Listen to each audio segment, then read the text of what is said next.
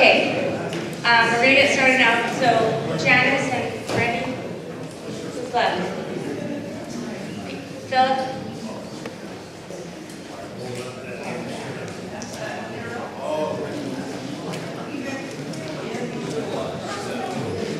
Oh, Brandy's at the end, yeah. Yeah. Sorry, we didn't measure the tables ahead of time, I guess. Okay, so, hi. Glad you guys are here. Great turnout tonight. It's really great. I'm Pamela Johnson. I'm the president of the Bridle Trails Community Club, which is bringing you this forum. Most of the people are from the neighborhood, but anybody else outside? Anybody from Bridle Trails here? Raise your hand. Yeah. Anyone who's come visiting from elsewhere? Oh, about half and half. Very good. I know I'm not the one you came to see, but and Loretta has something to say too. So I want to promote the value of Bridle Trails Community Club. So those of you who live in Bridle Trails, and even if you don't, you may want to go to our website, bridletrailscommunity.org, and sign up for the Rover, which is our community newsletter and email service that tells you what's going on. And if you're not a member, then Wayne's the one to see. Wayne, where's your hand? Oh, there he is. Wayne's right here. Whoops. Wayne's right here. You can pay him $20 to become a member. That's the only money we use to put on all the events and all the things that we do all year. So first thing I'd like to do is talk about the Bridle Trails Night Out. I want to thank Laura Polt, Tom Eng, Wayne Bruning, Mitch Cruz, Pat Perkins, Lynne Blau. Is Lynne Blau here? Okay, he's a madman. He goes and gets all the money for it. Russ and Pam Campbell, Chris Lewowski, Christine Hennis, Jack Henney, Jim Moore. All these people put together that event, which we had about 300 people this year, down from 400 the year before. But hey, 300 is not bad. Then I want to tell you that there are other things that are going on. We had such a great meeting the other week with the Bellevue Utilities water tower in Pikes Peak. They've really come and made a good community collaboration to get that done, and everybody is on board with what they're doing. You can see that in the newsletter too, and there's some yellow newsletters if you didn't get one in your email or in your mail. And if you did get one in your mail and it's yellow paper and you really want to get the email one, just let us know. There's a Sense meeting on November 2nd. See that on the Rover too, or on our website. Or on their website, it's actually probably better. Okay. Loretta has some words before we start off here. Thank you all for coming tonight. What I wanted to do is just take a minute, and Pam reluctantly agreed to this. Pam has finished her term as president of the Bridle Trails Community Club, and I just want to thank her. She's done a wonderful job. She's designed our Rover, and she has done incredible things. She isn't leaving Bridle Trails, and she's not leaving the Bridle Trails Community Club. She is organizing a citywide group of neighborhoods, which we think is a wonderful idea. And we thank her, and I want to take 30 seconds, a minute, right here in front of everyone, sorry, to give her a few things for her journey as she organizes the neighborhoods to work with the city and the Bellevue City Council. So can you step forward, please? On every journey, you will need water. Force of nature. And it's a force of nature water bottle, because she is a force of nature. REI, headquartered in Bellevue. In the Spring District, working with the city and the city council, one will always encounter some scratches and bruises along the way. Right here. So this is her first aid kit. Pam has worked to try to bring more transparency to the process, and we're so pleased about that. We think that she should keep encouraging the city council members and the city staff. And so for this we give her a flashlight so she can flash even more light on the process. And in all of this, we wish her sweetness. And so here's some chocolate for the days when maybe it doesn't go so well with the city council and the city staff.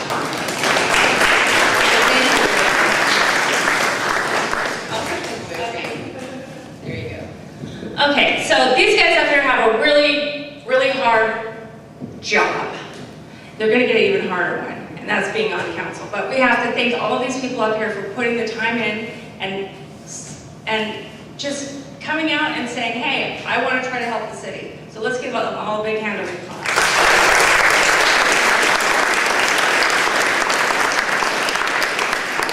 Just a little bit about their job description. What are they going to do? Well, there's two big things that they have to do. Decide where we're going to spend the money, and decide the policies and ordinances and kind of the laws of the city. So that's quite a big job to take on, and so it's just incredible that we have 8 people out here going to try this out.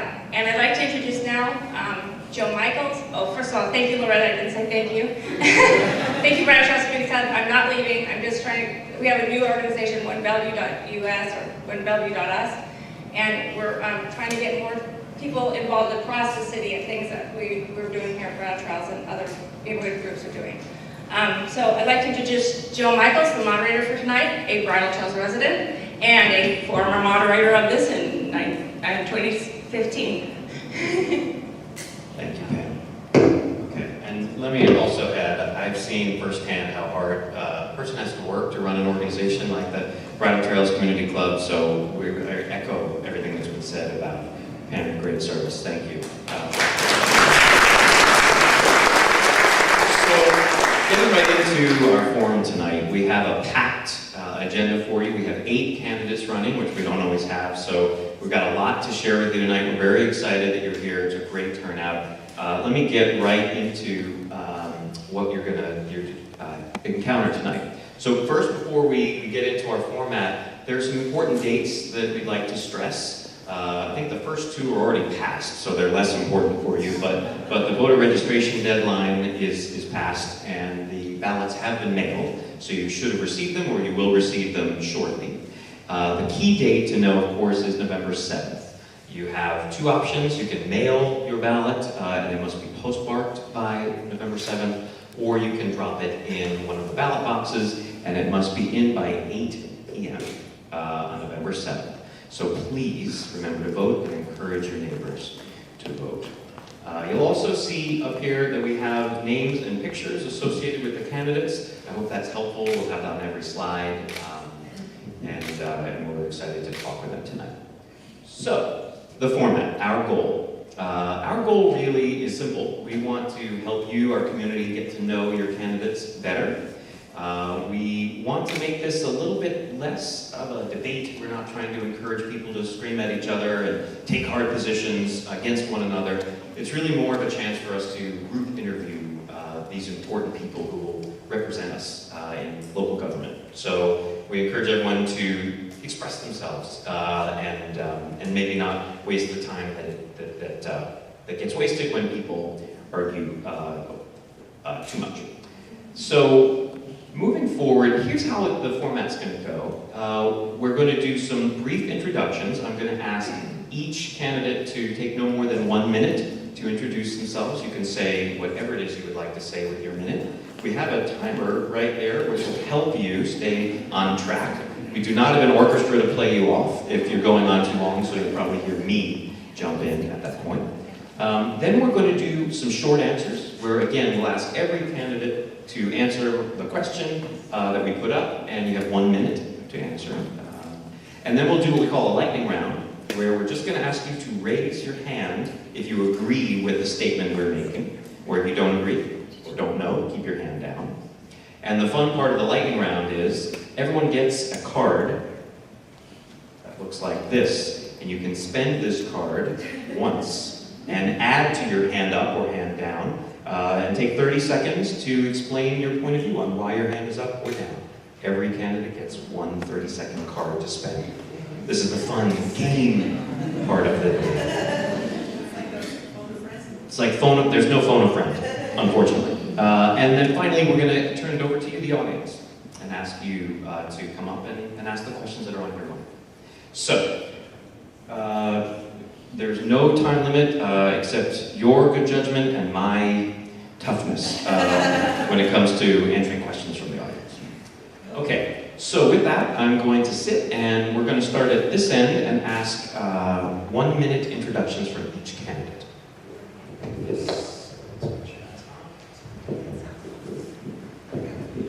Well, I guess I get to start.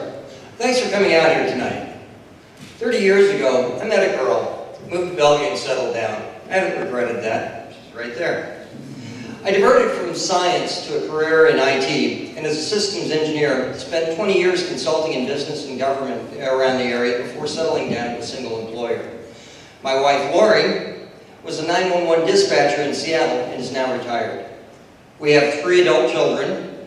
They went to Bellevue Public Schools. So we were involved in scouting and sports and schools, so I spent time as a tutor, Cub master coach, and a referee. As a lifelong Washingtonian, I've watched this grow. Some of it's good, some of it is not so good. Traffic, the cost of housing, and livability, all impacted by growth. Our city professionals can no longer afford to live inside the city. Firefighters, police, and teachers are just some of those that are priced out of the market. I'm like you, though. I share your problems, living with adult children, worried about retirement, and like you, I want to make things better. Sorry to interrupt. You're saying we can't see the candidates when they speak, so I'm We're going to ask the candidates to please stand when they speak. stand up real quick. Okay, yeah. Okay, good evening. I'm Conrad Lee, and a lot of friends here with me, and I appreciate you coming out. For those of you who don't know me, I've been on council representing you as your elected representative for the last 24 years. And I have a record in shaping and helping what Bellevue is today. Mostly good, but of course some are not so good.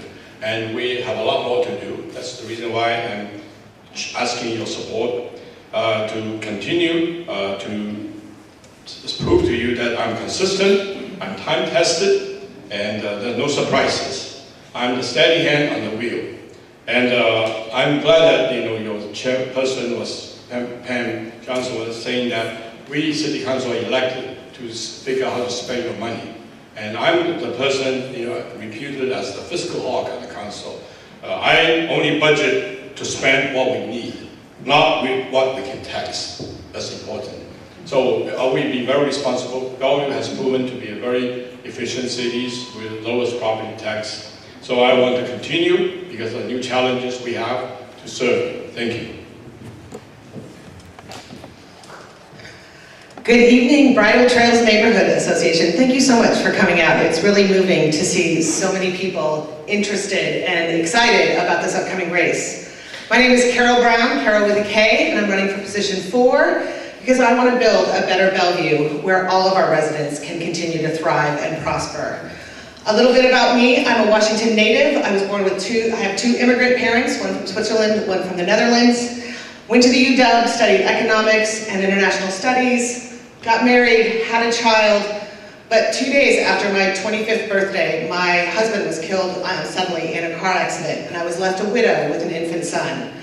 And I decided that education for me was the answer to be able to support my family. I got into both my dream schools, decided to do them both, and I got a master's degree in public policy from Harvard University and a law degree from Yale. Yes, I'm still paying for both of those. But it gave me the opportunity to have the job of my dream. I'm an immigration attorney with an office here in Eastgate, and I live in the Eastgate area. Thank you. Good evening. My name is Nieuwenhuis, running for position 4, and thank you for being here, and thank you, Bridle Trails Neighborhood Association. I think this might be our biggest crowd, or one of our biggest crowds to date. Again, my name is Nieuwenhuis, I live in the Lake Hills neighborhood. I've lived in Bellevue for 17 years. I have a track record of giving back to this community, and I want you to take that away tonight about my background, be it on the Lake Hills Neighborhood Association board, be it on LifeWire's board, which deals with the issue of domestic violence and the prevention of that, as well as Sophia Way, which deals with women experiencing homelessness. being the chair of the Public Affairs Committee with the Bellevue Chamber. Again, I have a track record of giving back, and I want to convey that to you, as well as I've been endorsed by a lot of different organizations that I want you to be aware of, anywhere from the Seattle Times, to Cascade Bicycle Club, to Sense, to the Eastside Business Alliance. But what I'm most proud of is all the neighborhood leaders from this community, from Surrey Downs, from downtown, to Newport Hills that have endorsed me as well. So thank you so much for your time. Well, first of all, it's fantastic. It's fantastic to see so many old friends here, of course, meeting new ones. Thank you for having me, Pam. It's been a pleasure getting to know you during this election cycle. People often ask, well, why is Philip Yen running? Philip Yen has been involved in the community for some time. I actually served and represented you during the Citizens Oversight Panel on Sound Transit. This was in the early days. And my job was to ensure that we got fairness and equality in terms of sub-area equity. Sounds a little technical. Basically, you're supposed to get what you pay for. The second part is I've supported local businesses here in Bellevue. I've either invested in them, or I've helped build them, or I've helped advise and helped grow them. I'm a big proponent of local businesses. It is honestly the heart and soul of any community. And in terms of education, I've supported education. I'm a Husky graduate here, and I've given back quite a bit to the University of Washington. I won't go into the details, but I've given 15 scholarships for underprivileged children. In a sense, there's more to do. It's never enough. But I'll talk about that later. Thank you very much. Look forward to your vote. Hi, well, I'm happy to be back because when I was on the Transportation Commission, I came and talked about the transportation levy and why I was supporting that, because having served on the Transportation Commission, I understand the importance of making sure that neighborhood safety and transportation works. I'm an engineer. I also have a degree in public policy. My husband and I have been in Bellevue for 23 years. I volunteered for over 20 years in the community on Transportation Commission, PTA, Girl Scouts. I have lots of experience. I've run construction management for the Port of Seattle for the last 9 years, overseeing more than $2 billion worth of construction. So when I think about Bellevue and the kind of issues that we're experiencing related to transportation and housing affordability, I believe that I have the skill set that Bellevue needs to be able to tackle those tough issues. As an engineer, I can dig in the details, and having run construction management, I understand the importance of collaborating and building teams to bring people together to get things done. Thank you.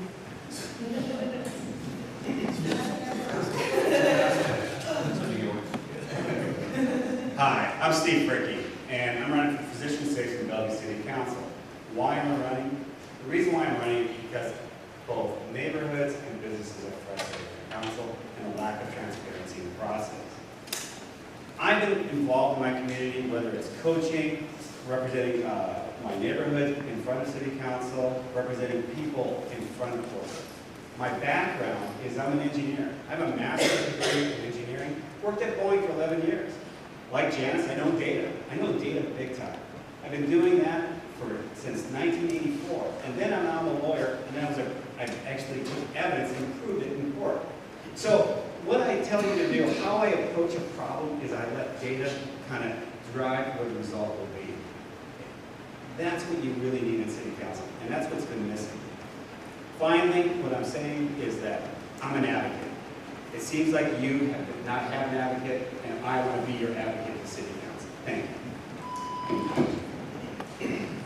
Well, good evening. I want to thank the Bridle Trails Community Club and Pam Johnston for hosting us, and Joe Michaels for moderating, and all of you for coming out tonight.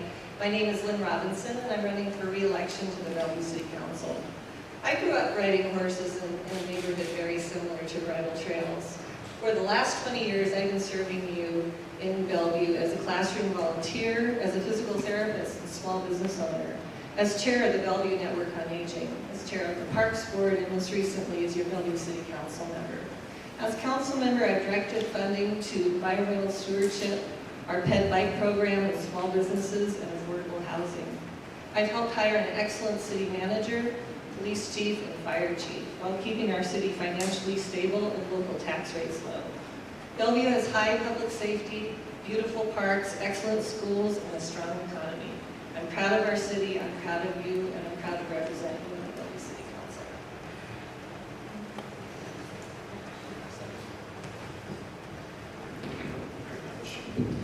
Okay, first of all, let me say thank you to the candidates for really respecting the time limit beautifully. Thank you. And let me also say that we're intending to videotape this evening and post it on the Bridle Trails Community Club website. So if we're successful in that, you will see it appear soon. If that changes, I'm sure Pam and I will announce the update on that. And I did think it was also worth pointing out that for those of you who didn't find it obvious or were unaware, you will be voting for all of the 4 positions that are on here tonight. So you will be choosing between the 2 candidates who are running for position 2, between the 2 candidates running for positions 4, 5, and 6 as well.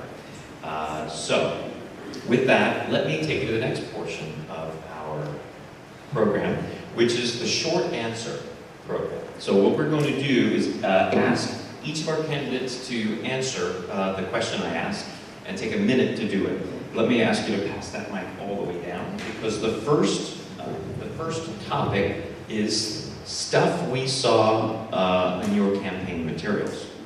So stuff is a technical term. So the first question is for Randy Grein, and advance the slide. So, Randy, your website highlights the themes honesty, integrity, and working hard for you. In your neighborhood, what have you accomplished in the last few years that demonstrates these qualities? Well, for starters, I'm a sports official. I've been out there for 12 years now, helping make sure that high schools and junior highs get out and the kids can compete.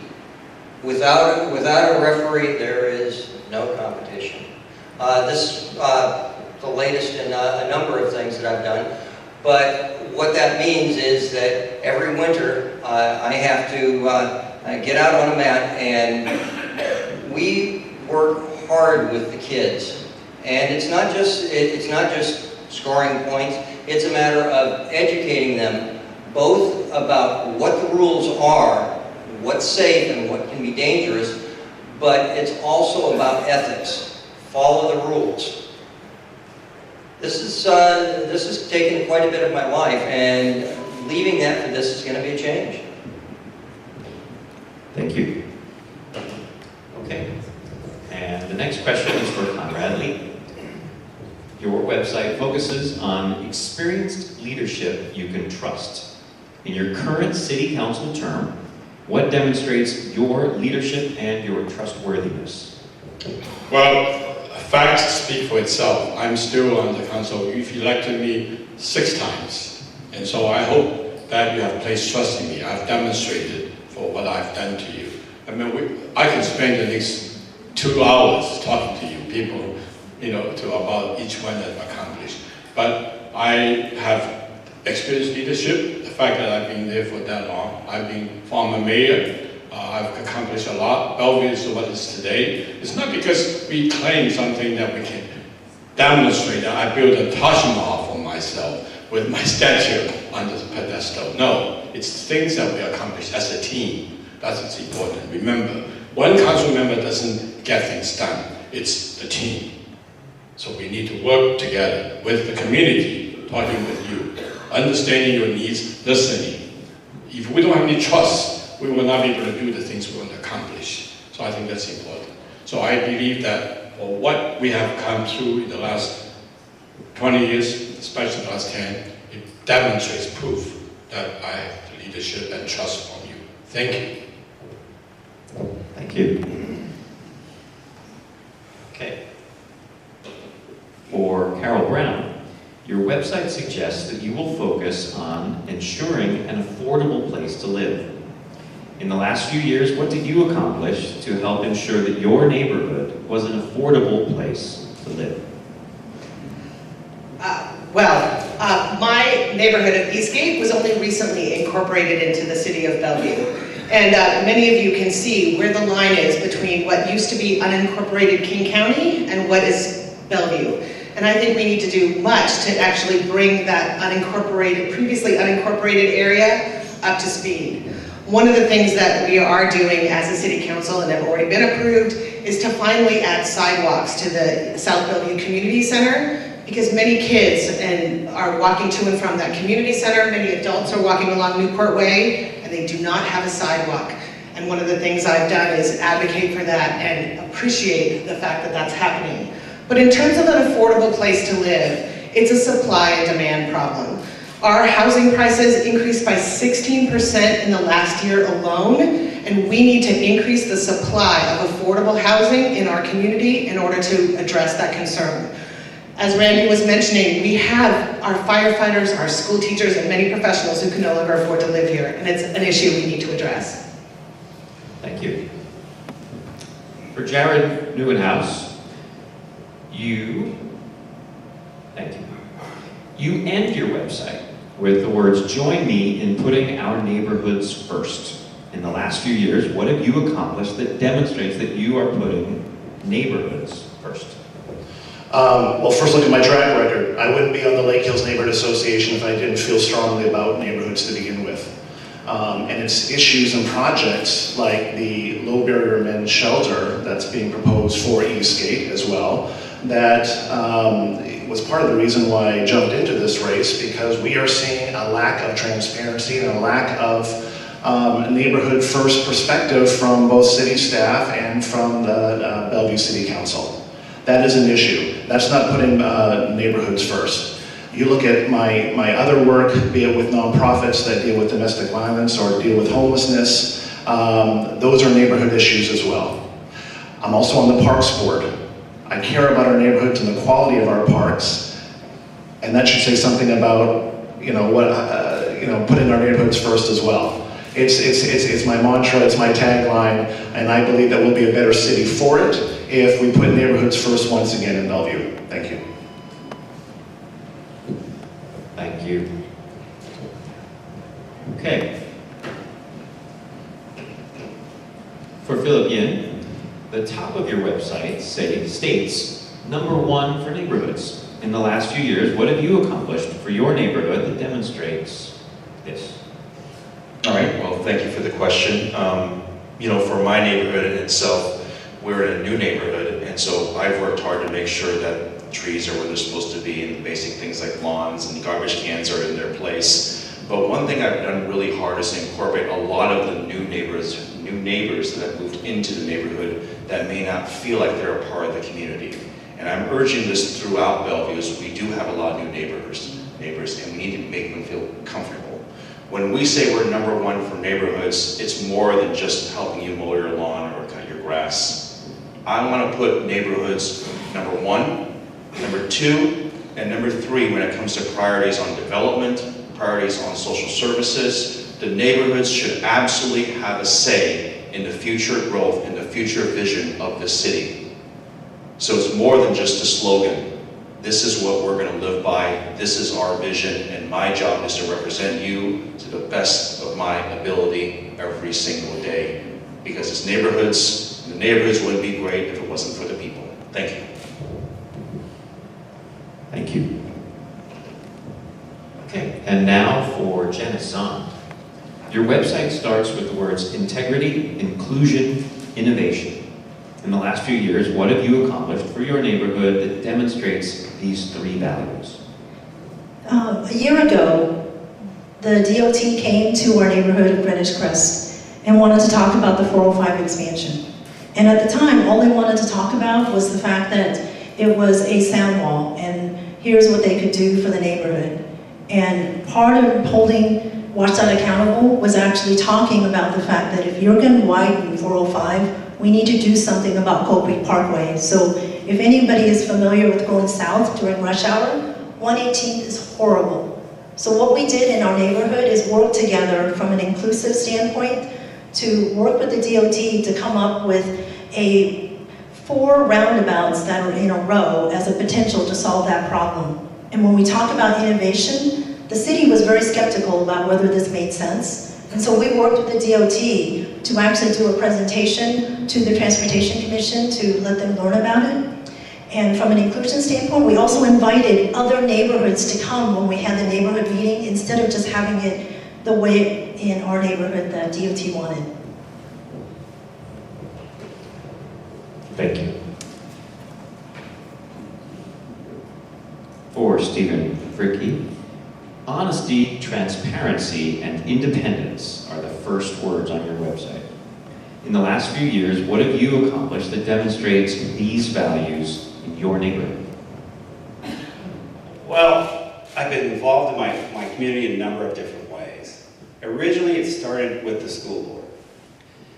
Bellevue High used to have basically preferential treatment for lacrosse. So then Newport, Sammamish, Interlake, when my son played lacrosse, now my girls, I actually moved over there and convinced the Bellevue School Board that that was unfair.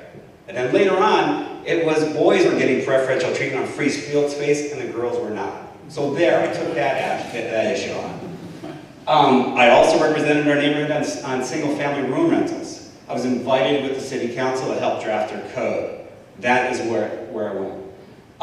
Integrity, that's how I live my life. I'm a North Dakota farm kid. You tell them, when you shake my hand, I really mean it. And that's what it's going to be. And everything I've done is that I live my life with integrity.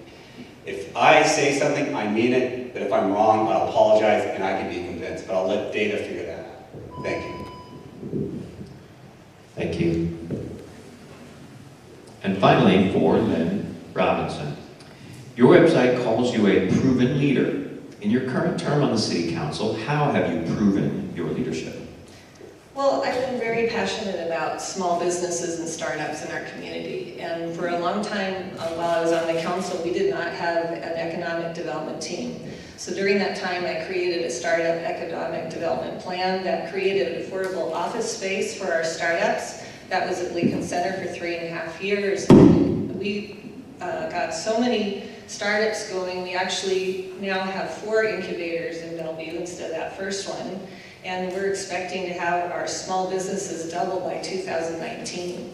So I feel like I've put a focus on our startups. I think that's what brought the GIX, the Global Innovation Exchange, to Bellevue, because that energy, that innovation that we have, and that's a community that I continue to support and value very much. Great, thank you. Okay, we're going to change up the order. We're going to start here and go that way and then come around this way, just to be Keep it live. fair. Keep it live. Okay. Here's the next short answer. Everyone, please limit your answer to 1 minute or less. What do you see as the biggest opportunity and the biggest threat to the Bridle Trails neighborhood? And put another way, how will you proactively support and improve this neighborhood? Well, first and foremost, I'm going to listen. And I'm going to attend Bridle Trail Neighborhood Association meetings. I want to actively participate, and that's just not for Bridle Trail, so that's currently where we are, but for all neighborhoods. I want to know what's going on. I want to understand the heartbeat of what your issues are. Secondly, I want to make sure that we preserve Bridle Trails as a very unique, with great character neighborhood. And I think a lot of you would agree with that. It's a fantastic community, a fantastic neighborhood. I've had the pleasure of meeting with so many leaders in this neighborhood that love what it is and willing to fight for it, as I will be. What I think might be a threat to this neighborhood, such as clear cutting of a lot of trees in the Bridle Trails neighborhood, something that I'm very much concerned about. Like I said, I'm on the Parks Board. I'm also concerned about our tree canopy, and I want to make sure that growth is okay. Redevelopment can be okay, but not at the expense of all of our trees. I know that's something that's of concern to many of you. And again, I want to work with you to find that right balance. Thank you. So I want to make sure that each one of our neighborhoods has its own unique character. And I think for Bridle Trails, one of the things I think most people associate with Bridle Trails is that sense of community, that sense of communing with nature, even when you're so close to the urban center, but to have that sense of space and that ability to really be with nature. I want to make sure that this city really preserves that, not only the natural beauty of this community, but the equestrian community that this is. We want to make sure that we preserve the horse trails and we make sure our ordinances are consistent with that. But we also want to make sure, I think one of the biggest threats is that because there are so many trees, oftentimes you have problems with electricity. When we have a storm, as we did last night, many of you noticed, your power goes out a lot. I think we need to make sure that we invest in the infrastructure that we need to make sure that we all have power consistently. Well, Bellevue is so unique because we have great neighborhoods. We have unique neighborhoods with unique characters. And Bridle Trail in particular is very unique in the city of Bellevue. So we want to preserve that. And the challenge, the threat, and the opportunity is Bellevue Corridor Development, 520. How it's going to grow, it's going to grow tremendously. And it's going to affect the neighborhood. And so we need to look at it, how to do it right, how to work with State Department of Transportation, how to develop the Bellevue Corridor plan, how to do things the way that Bellevue knows how to do it. Still very much cognizant of the fact that you need to maintain your character first, which is being talked about, and then the growth itself in the Bellevue Corridor in particular is going to have impact, affect you. And we're talking about energized east side, that's one other thing. We're going to have additional need, demand on a lot of things. These are all the things we need to manage right. And that requires talking to you, listening to you, working with you, having your trust to do things. Well, I think we're all in agreement that neighborhoods are a good thing. And we all are going to do our best. I think we're going to do our best to listen to you. But I think the biggest opportunity here, really, oddly, is going to be the Spring District. It's going to bring a certain vitality that won't be in bridle trails, but close enough that you can enjoy it when you want it. Unfortunately, the biggest risk I see is not, well, not a few other things, but really the rising cost of housing. You're sitting on some very valuable property, and what the city's going to have to do is make sure to resist the pressure to subdivide, to add a little development here and a super high-rise house there. And that is one of the things that I will do.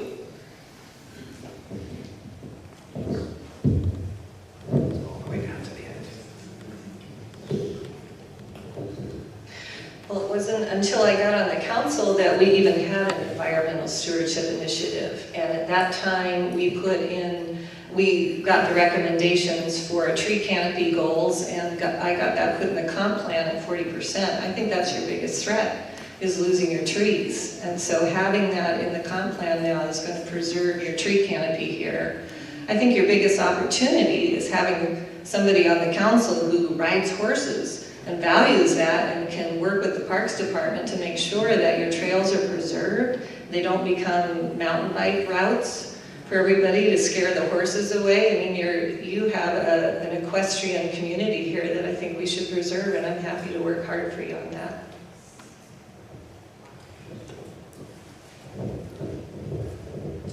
So what's your biggest opportunity and biggest threat?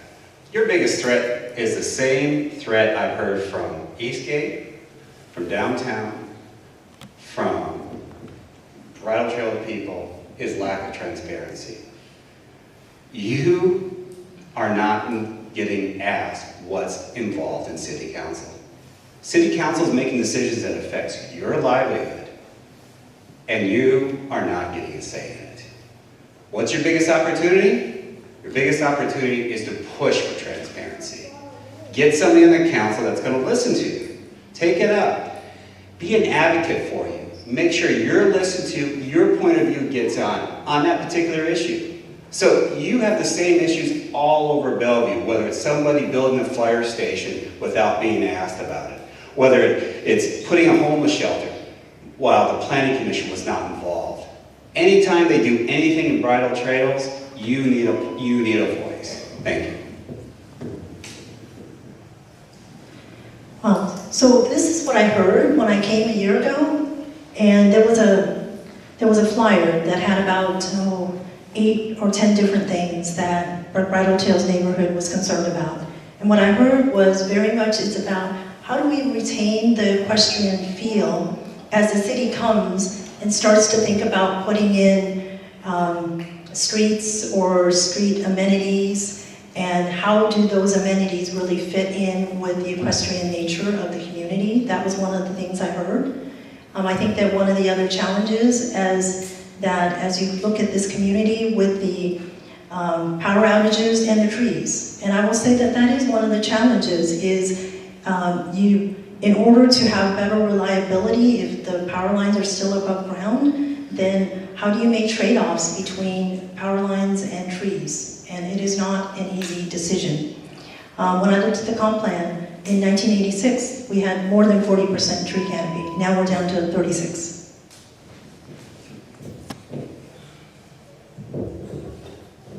Well, let me start with the threats to the community first. Conrad brought up a good point. This discussion about trying to relieve traffic obviously potentially could have an adverse impact on the community, and the community needs to be 100% involved and aware of what the impacts might be. The other part is the development. There's been a lot of talk of development in Spring District, and that's great, but that of course is going to creep closer and closer to this neighborhood, and I know there is some pushback. And part of the problem is the fact that you're being notified of these developments far too late in the process. You need to be notified earlier so that you can have a voice and your community has an input as to what the impact might be.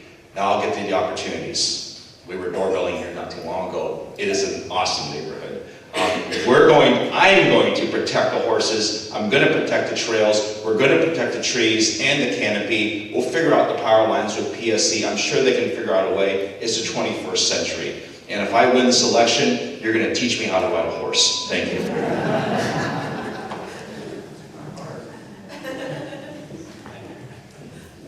Thank you. Okay, so our next question is, and everyone's going to answer this in 1 minute or less. Some citizens would argue that the council needs more transparency and accountability. For example, many were frustrated when Eastgate was selected as the homeless shelter site without community involvement.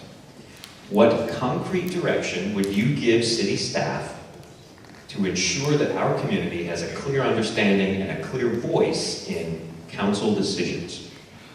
And this time we're going to start here, go that way.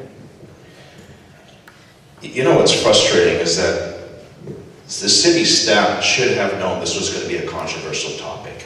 You don't have to be a rocket scientist to figure this one out. They should have engaged the city council from day one, which would also engage neighborhood community groups so that they can provide their valuable input. That's been one of the common themes I've heard from a lot of folks here, is the transparency is a key issue. So that's number one. Number two, when it comes to the homeless shelter, I'll give you my answer. I do not believe it should be near parks. I do not believe it should be near schools, and I do not believe it should be near children. I've been very consistent with my answer, and there's very good reasons for it. Public safety for the neighborhoods is the top priority. And if I polled you guys, I'm sure you're a very compassionate group.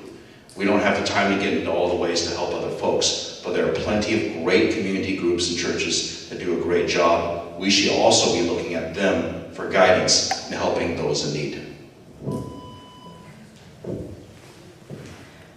I would say that one of the biggest things the city needs to do is really look at their community outreach plan.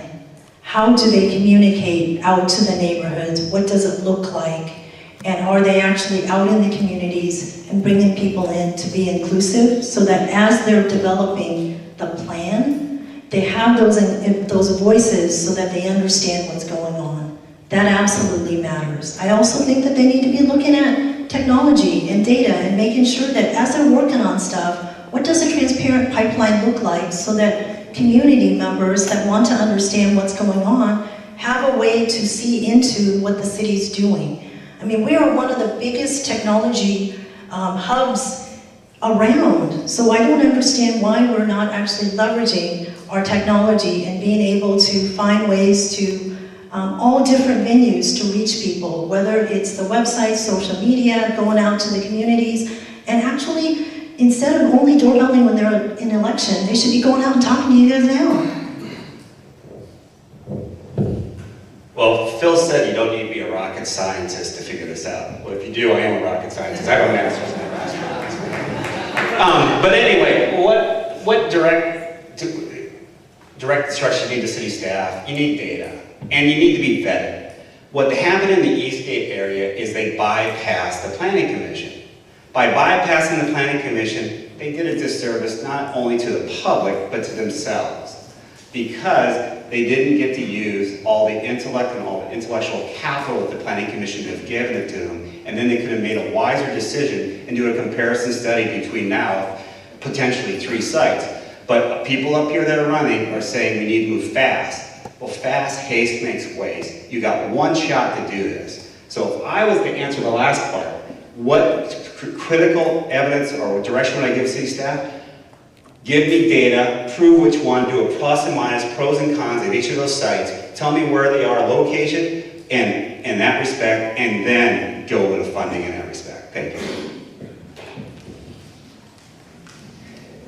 So we have not made a decision on where to put this homeless shelter. Staff has recommended Eastgate as a possibility, but until the council signs a conditional use permit and allows that to happen, there is no decision yet. We have a huge community process that needs to happen between now and if that time comes. And that's going to involve determining what kind of barrier we're going to have, where we're going to get our partnerships, if we're going to use Imagine Housing or not, if we're going to use congregations for the homeless or not, what our expectations are. I mean, we have to go out into the community and ask, what does success look like to have a homeless shelter in Bellevue?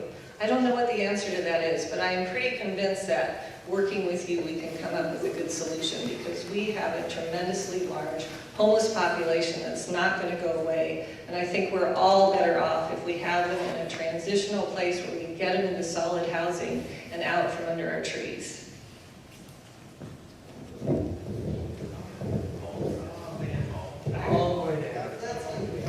Oh boy. Okay.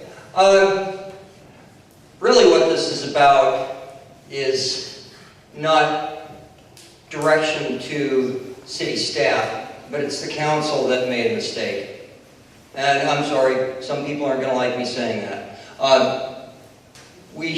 They should have talked to people first. And Lynne's right though. No decision has been made. Nothing's been finalized. And there's a couple of things. How many people here actually know what a low barrier shelter means? You do? You know then that it means that City Hall is a low barrier shelter? It is. The school is actually, for adults, is not a low barrier shelter, but the library is. It means you don't have to flash your ID every time you go in. That's all it means.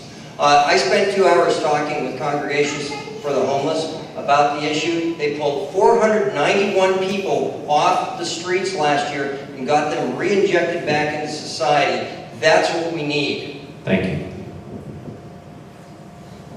Well, we can spend hours to talk about this issue, but we're not going to discuss that. The question is, it is frustrating, it is a failure on the city's part on the topic of Eastgate homeless shelter siting.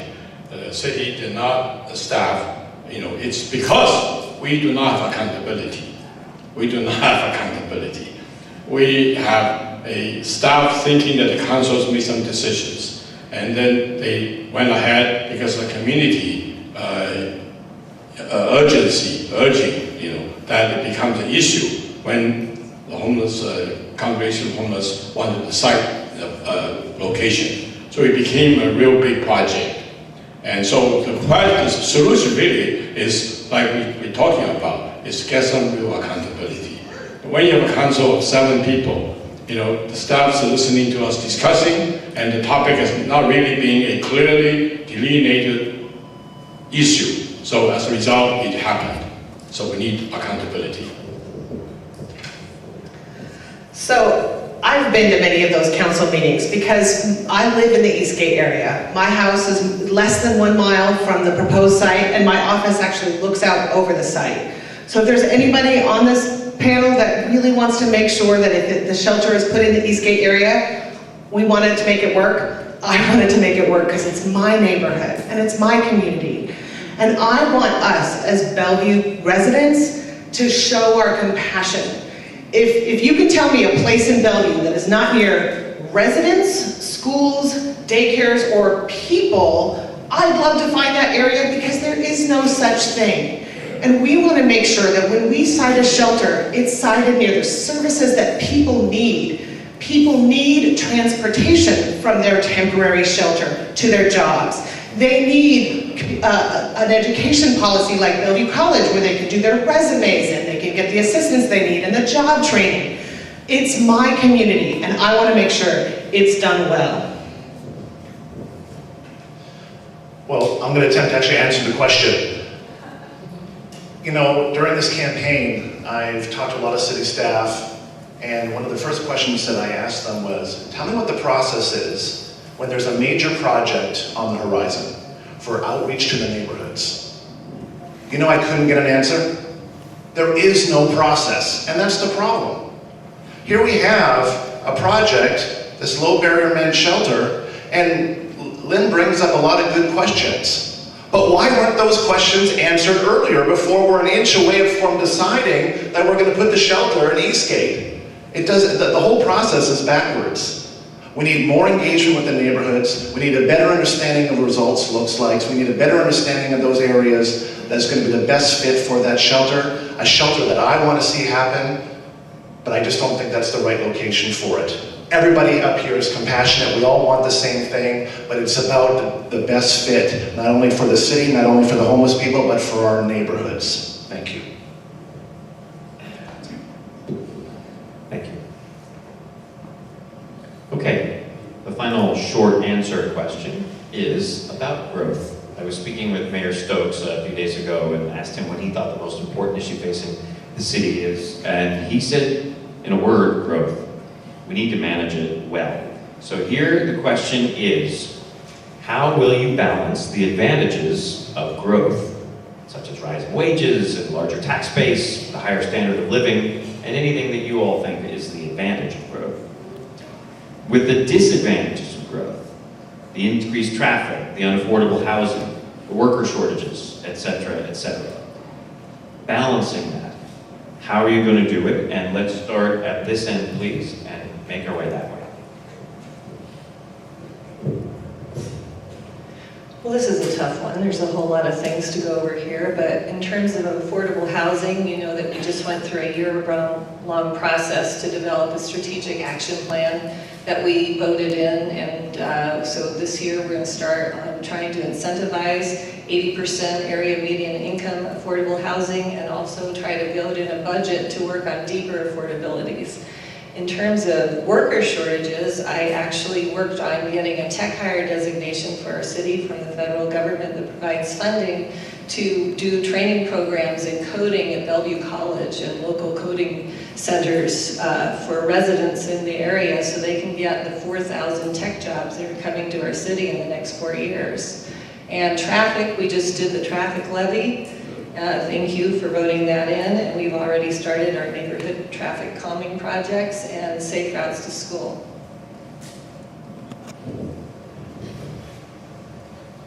The advantages of growth. I mean, obviously, jobs, more merchantability, all of that is good.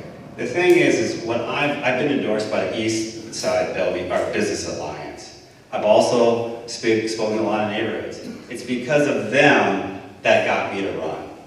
And so what I compete, the neighborhoods and the businesses need one another. If one is good and one is weak, it won't work. We're not going to be a sustainable community. The traffic issue, traffic is bad. I suffer it. I coach lacrosse. I have to get from East Bellevue, sometimes over here to Hidden Valley. It's harsh, right? Those are a lot of issues that we're going to have. That comes with growth and comes with high demand. What we're doing right now and looking in is autonomous vehicles. That'll be more efficient, but that's 5 to 10 years out. And also low-tech solutions, basically circles and rerouting main routes. When I think about balancing growth, it is actually about making sure that you put in density where you have infrastructure already, where you have transit, so that when you look at that growth, it's not creating even more congestion onto our streets. When I was on the Transportation Commission, we actually started to work on a different measure for understanding traffic congestion. And that's actually looking at corridors so that you can actually focus on where are the areas where transportation isn't working, and then we can focus on those solutions. The first project was actually at Eastgate, where we did the corridor study and we were able to cut down traffic from 11 minutes down to 6 with 2 projects that cost about $6 million. So the transportation levy is actually going to be used for that. And for me, when I think about this, it is looking across the city and saying, where else are those areas where growth is creating too much of an issue for our infrastructure? And how do we focus those efforts there to relieve the pains? Over my time working on the Citizens Oversight Panel of Sound Transit, we never imagined that we'd be constructing here in Bellevue. Of course, it's only a few years late, but in a few years, you will see the construction come to a completion, and that's going to provide workers a lot of options to get to and from work. It's going to help people save a lot of money, and ultimately, for an important part of the segment of the population, it's going to make their livability much higher for Bellevue. On affordable housing, I'm proud to be endorsed by the Affordable Housing Council for my commitment to encourage developers and small developers, mind you, to build market rate or below market rate apartments or multifamily units. This is going to be the key. We need to work in partnership and in collaboration with city officials, the permit office, the developers, to make sure that they take advantage of the incentives that are already there. They may not take advantage of all of them, but that's the job of the city council members, is to ensure that we're all working together collaboratively to achieve that ultimate goal, which is to make our lives more affordable and more livable. Thank you. Well, it's an exciting time in Bellevue, and I want Bellevue to remain a very business-friendly environment. I only have to look at some of the bigger companies that have moved into Bellevue to see what a beacon we are, such as REI, where you got those great gifts for Pam tonight. But we need sustainable growth. I don't want to take 5 minutes to pick up my daughter from daycare, and all of a sudden it's 25 minutes. So we need to make sure, and Janice rightly pointed this out, that the growth areas need to happen where those areas where we have the right infrastructure. And that should be the first priority before we start developing those areas. And then on affordable housing, a number of different things there. Lynne rightly pointed out, we have a great affordable housing initiative, but we just need to execute on that plan. We also need to take a look at the MFTE and redo that, because that,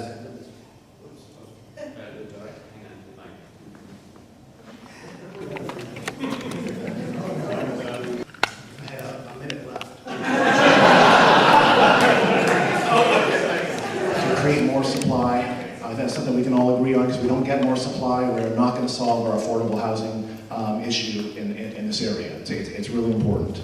I also would like to see us increase our funding to such groups like ARCH, as well as increase funding to homeless nonprofits, be it the Sophia Way, Congregations for the Homeless. These are important organizations that we need to support.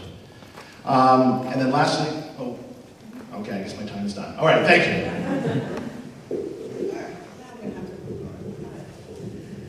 So when it comes to managing growth effectively, what you want on the city council is somebody who actually knows how to plan their work, and then work their plan.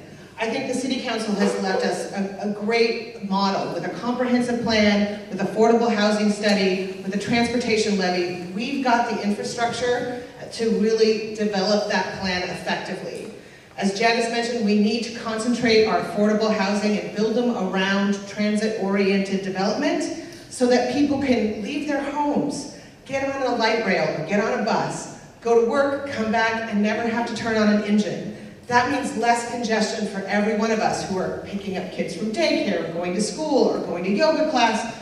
We need to plan effectively so that our businesses can continue to thrive. They can bring in the workers that they need, and those workers can live right here in Bellevue instead of out in Issaquah and North Bend, et cetera, where they can afford to live. And we need to make sure that our city council members understand economics, public policy, and the law.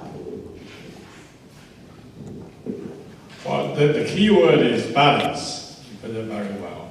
You know, Bellevue has done pretty well up to now, and because of the people you elected, have provided the wisdom or the means, the leadership to balance it. However, when you talk about balancing, that means it's a challenge that you continue to have to be like people to do that. If some things you can go faster than others, you can catch up. That's why it's called balancing. The whole life we live is balancing. We have to balance our priorities. When you grow up until you die, what priorities you have. We have to do that. I can spend hours with you to talk about each challenges, each things that we need to balance. But that's another matter. We have professionals, we have great people, staff helping to do that. We have you. But the key is how do we act as a council, individually, have the wisdom to make those balances by listening to you, by sharing your values, by working together.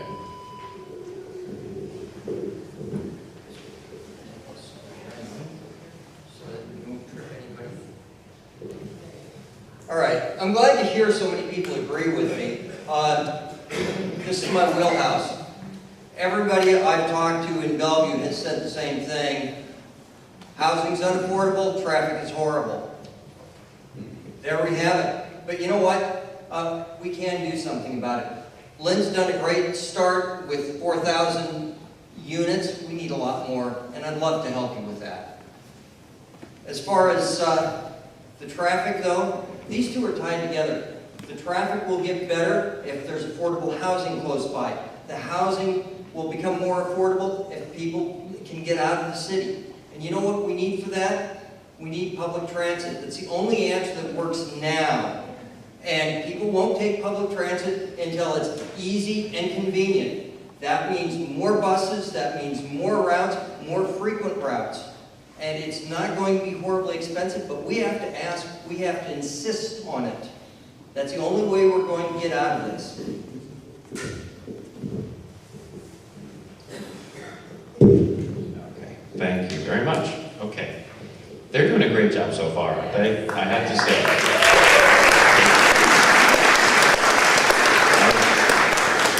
We have some tough choices, which is a good thing. Okay, so now we're coming to the next section of our event, which we call the lightning round.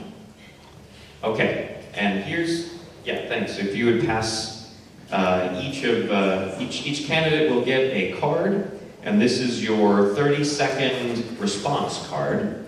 And if you wish, it's a bonus card. Every question we ask, what we're going to ask you to do is put your hand up if you agree with it. If you would answer yes to the question, put your hand up. Now let's experiment. Let's try a really simple one. Yes. How many questions do you have? We have, I think, 8 or 9 questions. We emailed you the topics ahead of time so that you had a sense of what you might want to burn your card on. Just today. Oh, it was today. We're a just-in-time city. Yeah, we didn't give you the questions, we gave you the topics. So, let's try a simple test. Bellevue is the city where you want to be. Anyone who agrees, put their hand up. If you put the card up, it means you're going to use your 30-second, okay. Okay. What's that? That's interesting. That's kind of a cool idea. Okay. You know, here's what we're going to do. After we ask every question and we get their responses, then we're going to put the question to the audience. Thank you. Cool idea. All right. Here are the topics. We're going to go through bridle trails, equestrian nature, densification. Oh, is this working now? Yes. We don't need it at the moment. Okay. Densification, homelessness, electrical infrastructure, trees, technology commission, and influencing real estate development. So, our first lightning round question, raise your hand please if you agree. The Bridle Trails area has been an equestrian neighborhood for decades. Some citizens are concerned this equestrian character will not be a priority due to development and urbanization. Do you believe, yes or no question, hands up if you believe so, do you believe that Bridle Trails' equestrian nature should be fully and consistently respected? Good answer. That's unanimous. Okay, does anyone want to burn their card to elaborate? Now, let's have a raise of hands. Do you believe that bridle trails' equestrian nature should be fully and consistently respected? Okay, I'm seeing almost everybody, if not everybody. Okay, thank you. Next lightning round question. Urban areas of Bellevue, such as downtown, Belred, and Wilburn, have not been fully developed and built out yet. Do you agree, with hands up if yes, that this city of Bellevue should avoid densifying a neighborhood like bridle trails until Bellevue's more urban areas like downtown, like Belred, like Wilburn have been fully densified? That's a unanimous response. Let's get the audience's response. Does everyone agree that you need to densify the other areas of the city, more urban ones, before bridle trails? Okay. Okay. Anyone want to elaborate? Okay. Less controversy so far. Okay. This is from Bellevue's website and its mission. Bellevue aims to make homelessness, quote, rare, brief, and one-time, unquote. Bellevue's homeless shelter needs to have a process, I think you can safely argue, to achieve this. Do you agree that this process, this plan, needs to be determined before the shelter location is chosen? The process is, as stated there, it's the plan to make it rare, brief, and one time. That's the stated goal. Should we have a plan for that in place before we choose our location or not? Okay, we have one person on the end who has said no and would like to burn his card. Yes. Can you pass that mic? I think it's working. Process is a loaded question, or a loaded statement. That's why I said no. There's a lot of software development being done with rapid development abilities where the whole process is not known ahead of time. And it's a very effective way of doing things. The problem is we should have had this homeless shelter here a long time ago. The problem is now we need to get it done. But it doesn't mean that it's done totally with no process. Can you hand in your card, please? Oh. Yes. Well done. Okay, thank you. Oh, you had a card too? Go ahead. So I do want to say, I'll reiterate, the process should 110% include the neighborhood input.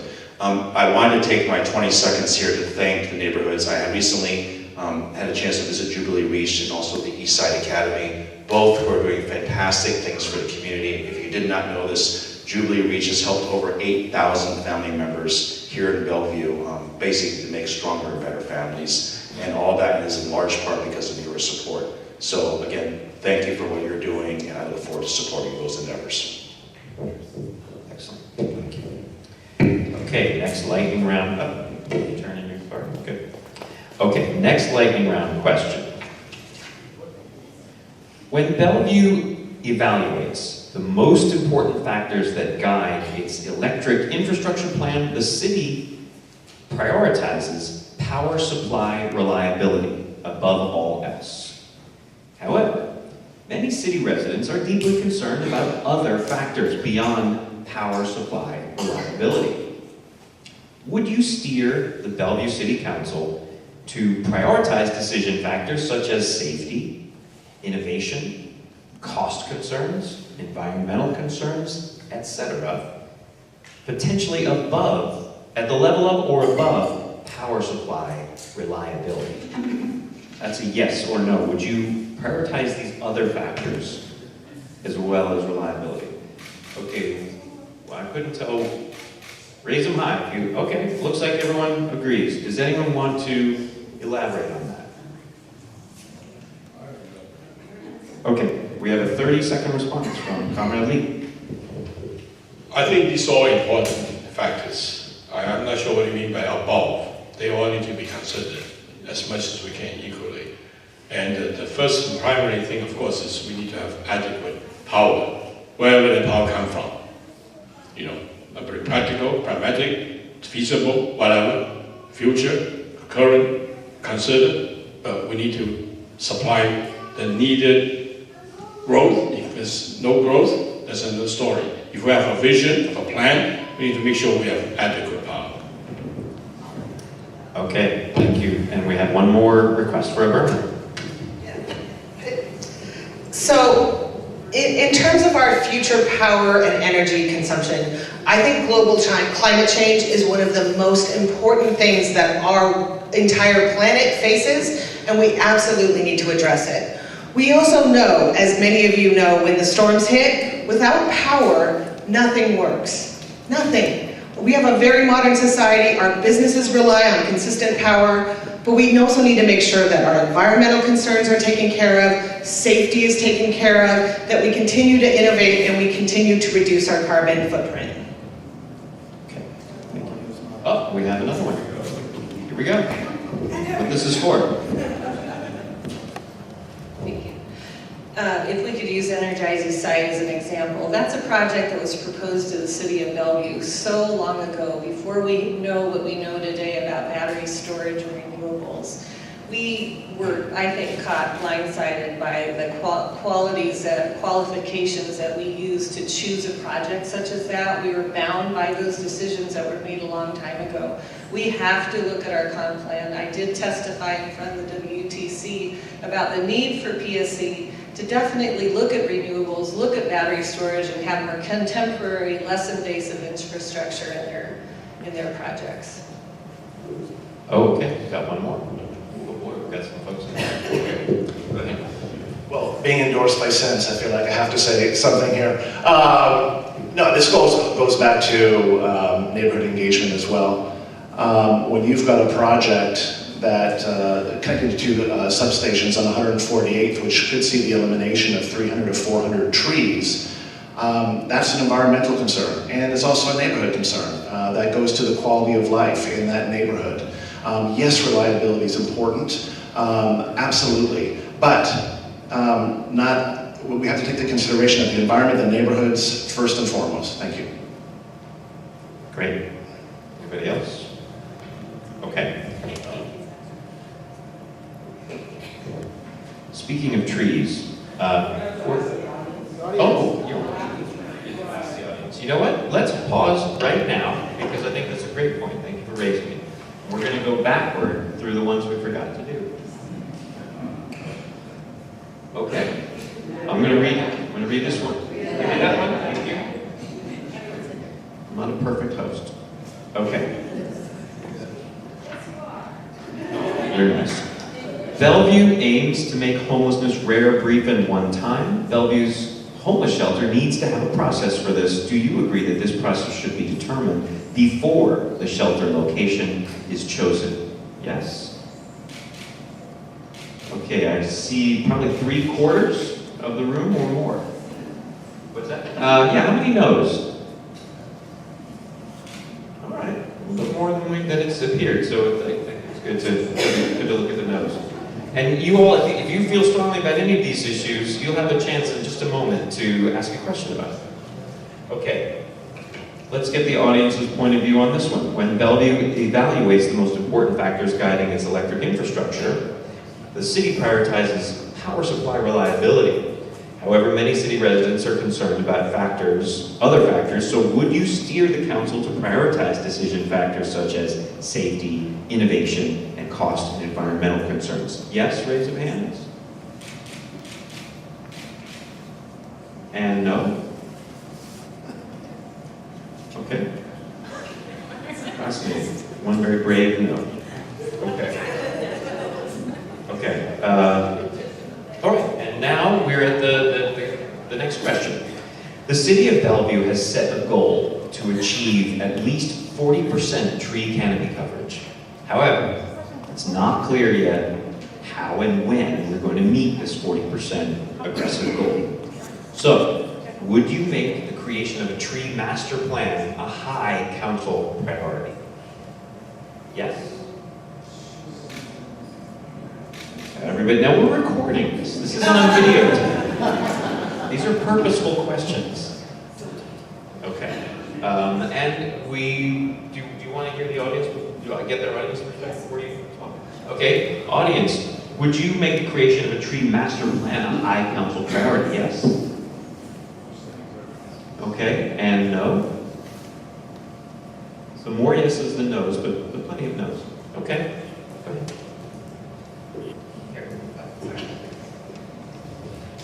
I would say the reason I say yes is because when I think about it, failing to plan is planning to fail. So if we look at having a goal of 40%, and we know that we're going to continue as a city to have growth, then we need to make sure that we put the plan in place first, so that as growth is going to happen, that we're actually very intentional about how we're going to make 40% as the goal. And also to validate that the 36% that's been measured is actually accurate.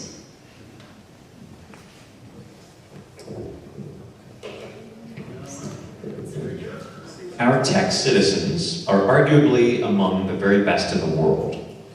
Do you support a technology and innovation commission that will advise the city council on technology investments and smart cities and inspire tech worker residents to become actively engaged with the city? Yes, you support. Okay, we have a unanimous vote of support for a Tech and Innovation Commission. Let's hear the audience. Would you support the formation of a Tech and Innovation Commission? That's yeses, which is most everybody, but how about no's? A few no's. Okay, and a few non-votes, which is legal. Okay. All right. Neighborhood shopping centers like Bridle Trails Market are being redeveloped in ways that may change the character of the neighborhood. Are you willing to deny a developer's rezoning request in order to help neighborhoods maintain their character? Yes, with a hand up.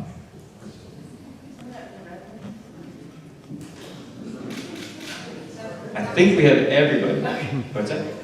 We announced that Bridle Trails Market was in red. It's...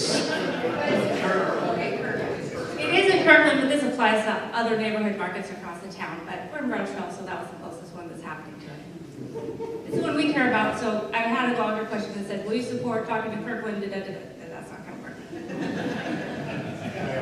We'll deny Kirkland's job.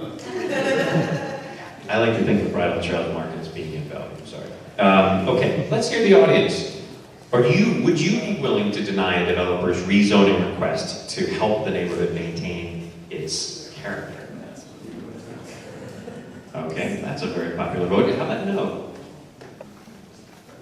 Okay, a few no's. Great, we're almost through this. It's almost your turn. Bridle Trails has a long history with unreliable power. An electric reliability study recommended once that the city add a staff person or staff people with power system expertise. Will you be a strong advocate for adding this staff position with power system expertise in the next city budget?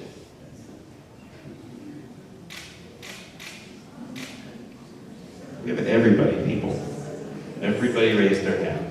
Let's hear from the audience. Would you be a strong advocate for adding a staff position with this kind of expertise? That's a yes. Okay, how about no? Okay, more than a few no's. And finally, here's taking the energy question to a whole new level. Other cities in Washington no longer have a contract with Puget Sound Energy. Given how well Bellevue runs its water and sewer utilities, do you believe that Bellevue could and should operate its own gas and electric utilities? Wow. So this is anyone who's ready to answer yes. Okay, so we have one yes, and there's one comment. Has everybody used their card? I have not used my card. I have not used my card. I will give it to Phil. All right. That's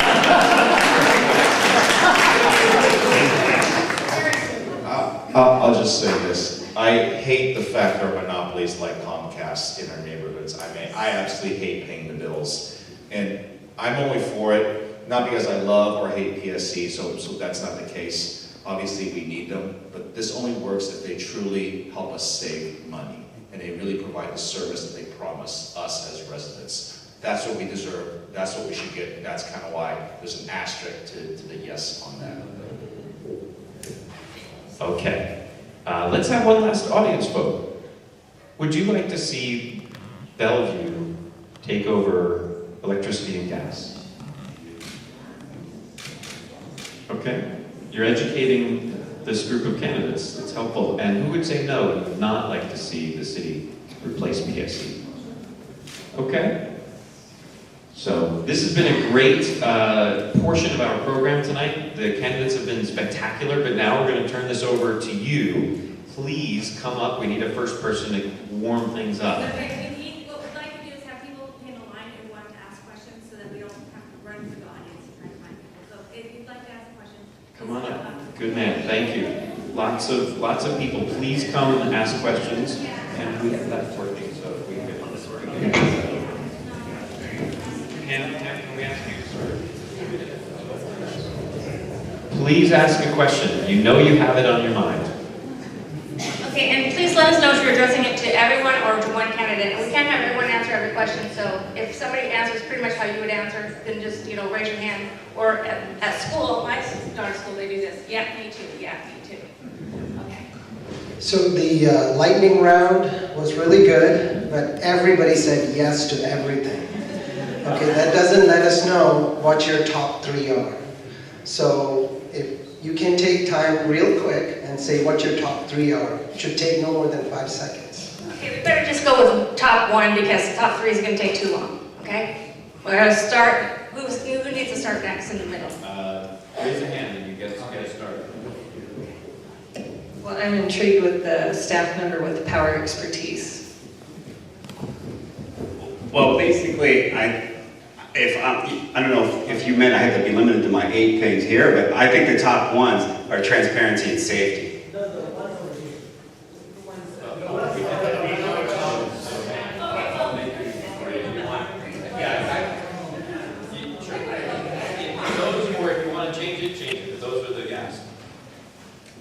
I mean, of those, I guess, right now you have electric infrastructure and homelessness.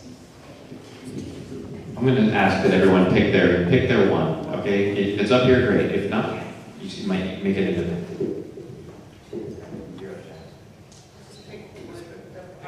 Pick your priority. Pick your priority issue. Priority as a council member.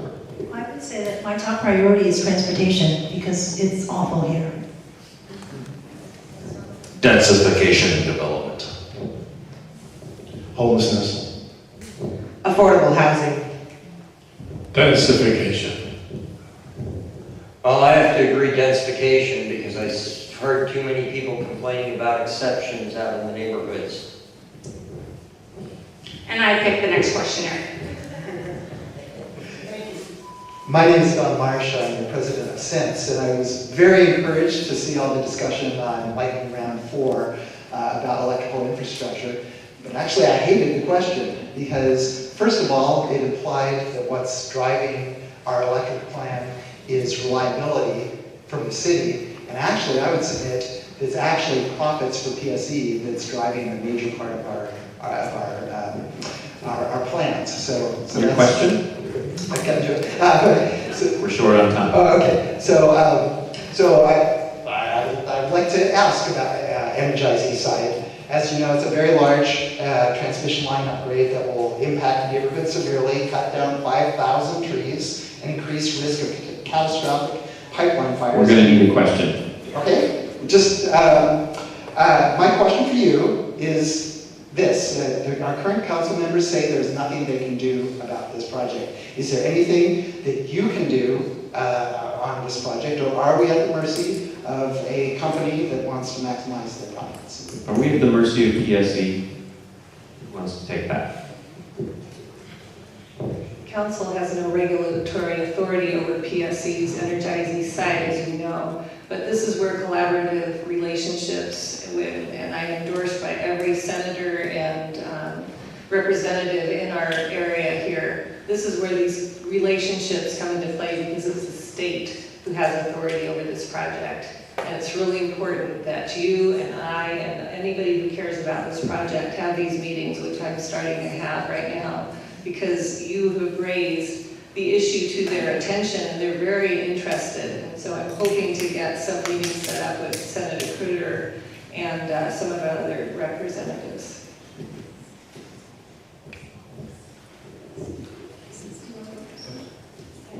Actually, I will speak, because I also believe that we should be pushing on the regulators that actually have the ability to make sure that PSC is being transparent about the demand and why the project exists and what they need to do. And I will say that one example is on the 148th project. I actually worked with Sense to help them reshape their report slightly and the emails so that it is a little more targeted to the WTC to get them to request that PSC provide the alternative information. And I'd like to think that you found my input valuable, because I've spent a lot of time looking at policies and writing them.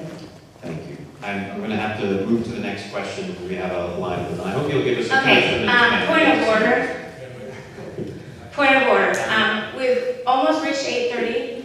I moved to extend the meeting. I'm going the candidates to say yes or no because it's basically their time. They're spending their precious times here. So would you like to, it's for the rest of the people's questions. If we can do it in a lightning round, that'd be great, guys, but let's see what we can do. Okay, yes or no? Yes, okay. Till 15. We've got a limit on the, guys, this, the space. Oh, you got someone asking? Well, okay, I didn't even know. We gotta keep going. But Quickly. Well, this is a country, the project system. We have to do, like Lynne suggested, politically, we have to influence the authority that has direct responsibility. But then ultimately, if all fails, we have the court, and we are behind you. Come on. Let's do what we're supposed to do. Okay, next question.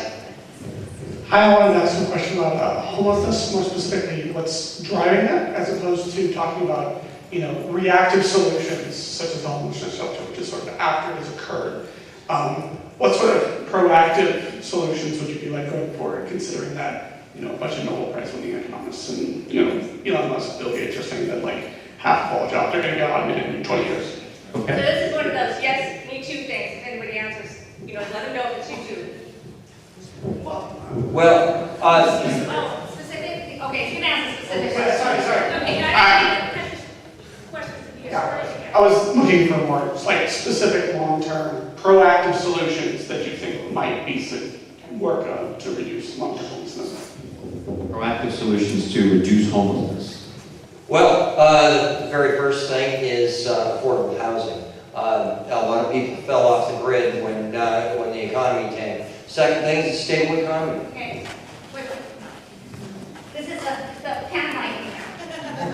I think about 75% of our homeless could afford $300 a month. So getting those deep affordabilities in there, maybe micro units and federal funding to help support deeper affordability is important.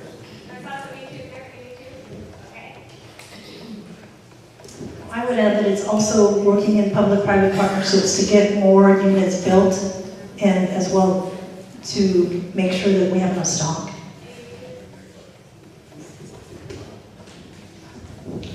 Affordable housing is a component of it, but even before getting to that point, I think we need a lot more outreach to the homeless, get them in housing, understand what their issues are, and help them, be it mental health issues, be it addiction issues, or whatever those issues are, or maybe it's just something as simple as a plane ticket, or it's a new set of clothes for an interview, or what have you. I think we need to address those issues as well.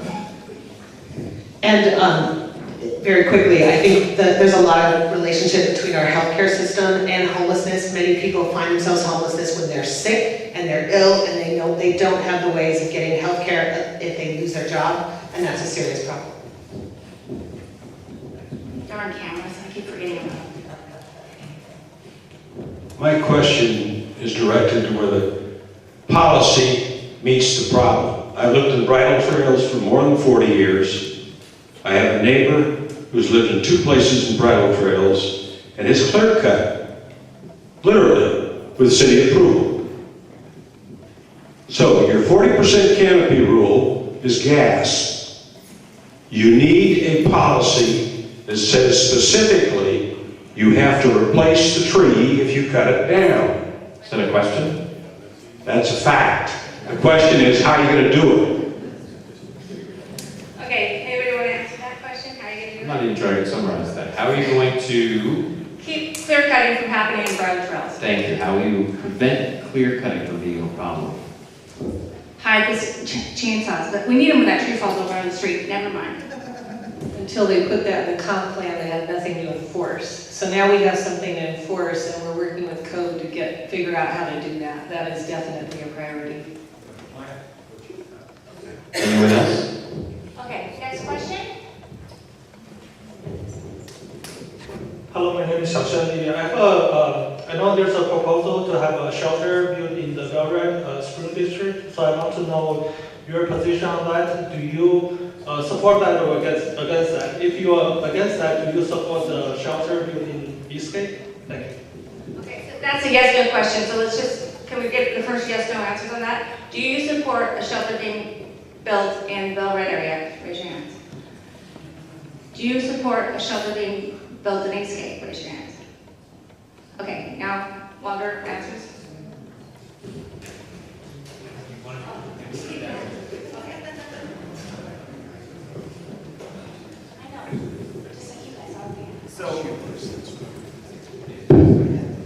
So I support it over in the transit center. The reason why I support it there, because it's a blank slate. There aren't homes there, there aren't businesses there. We can start from ground zero. We can put the security there right now. If they go Eastgate, there's already people there. It's going to affect their security, their homes in that respect. So that's why I support it over there. The process in that respect did not honor those people in Eastgate. Okay, and we need to on that? Oh, someone wants to speak, sorry. I just want to say that when the previous winter shelter was at the International Paper Building right in that area, there were very, very few complaints. And I think because of that, we were best able to mitigate the impacts to the neighborhoods, and that's why I support putting it in the Bellwood area, specifically at the OMFE Center Transit site. Thank you. I think you better go ahead. We got to keep going. I've heard a lot of talk about growth. When do we reach the limit? Because we want to maintain bridle trails in perpetuity. It'll stay the way it is. But we keep saying we've got to have growth and more jobs and everything. So what are the criteria being developed to have a balance of how a community wants to live their life at a certain growth level, if you will, in perpetuity, vis-a-vis the power or the inertia to grow. So where do you draw the line and stop growth? When is it too much? Well, I know the answer to this one. Actually, there's already a plan that says the neighborhoods are supposed to stay the way they are. The growth is supposed to happen in Bellevue, the Spring District, and downtown. There's no foreseeable end to that. I thought the answer was we dump all the horse manure on the edge of bridle trails so no one can pass through. I'm not sure if this is a question anybody can answer. I just want to tell you something that's happening on my street. I live across the street from Bridle Trail State Park, right off the S-curve. I have an acre. If I wanted, I could have 2 horses. I have a pasture and a barn. My house is 2,200 square feet. 2 houses down from me, that property was sold. The builder tore it completely down, and now he's building an 8,000 square foot, 2-story mega mansion on that property. No more pasture, no more barns. Is there any way to keep more of that sort of thing from happening? I really don't know. So the question is, how do we stop mega mansions and bridle trails? Well, I don't know exactly the location. I don't know if it's in Bellevue or out in Lynne. Kind of whispers to me that she thinks in Bellevue. So, it's in Bellevue. Okay. The point is that you need a strong homeowners association to prevent that kind of characteristic. You don't want the city to tell you how to paint your house, where the trees go, how in that respect. So you want a strong homeowners association to dictate the characteristic of your neighborhood. That's where your biggest voice is, and that's a private action versus a government action. Anybody else? I'll just echo that. I mean, you can, as part of the homeowner association, you can work with the city. You can have a circle in the neighborhood where you say, look, this is the maximum size of a particular home or the maximum number of rooms in a particular home. There's a lot of rules, but you can definitely, if you have a strong homeowners association, you can have that conversation, and I'm sure there'd be a lot of potential answers to that. Lynne? You know, we got through the downtown livability last week for downtown. That was a 5-year process. And next thing we're going to take up is the neighborhood sub-area plans. I think that having a description of the character of bridle trails will be really important for that sub-area plan. And that'll be a time for you to speak up as a community to talk about what their vision is for their neighborhoods. So we're not going to get Amy for the show with me running back and forth. But I forgot to add in a couple questions. I want to add in a couple questions for people that couldn't make it to this, that didn't do the form on our website to ask some questions. Number one, will you ban the plastic shopping bag, grocery bags, or charge for bags to decrease the use of plastic in the bridle trails, in Bellevue, and support the environment? So banning plastic shopping bags, or charging for liquor. Some people are not sure. Okay, who's against that? So, yeah. Yes, who would yes, please ban shopping bags to protect the environment. And the rest is that no, you would not ban. Oh, you're not sure? Need some more data, okay. No or no with that. Okay, the next one is, bridle trails. Yeah. I know, but these are people that actually, sent in questions. I know, but they basically said they couldn't be here, they're part of the association, so. It's your event. Yeah, so, I mean, I agree, but, if they couldn't be here, they let me know ahead of time, they're doing this work ahead of time, so. Okay, Bridle Trails made a resolution to support Sense, okay. John Stokes said that they're shameless on a hot mic as Native American groups were addressing the city council about energizing side. Later, when asked for an apology, he said he was referring to Sense.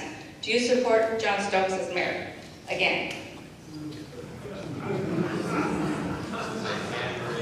Would you like to throw your support behind John Stokes as the next mayor of Bellevue?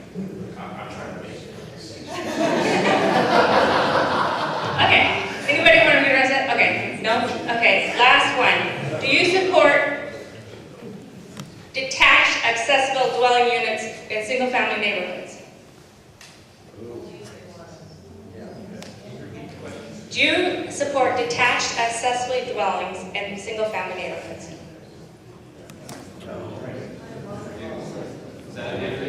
Raise your hand if you attach them. Only if the neighborhood votes to have them. I personally don't support them, but if the neighborhood voted to have them, I would support them.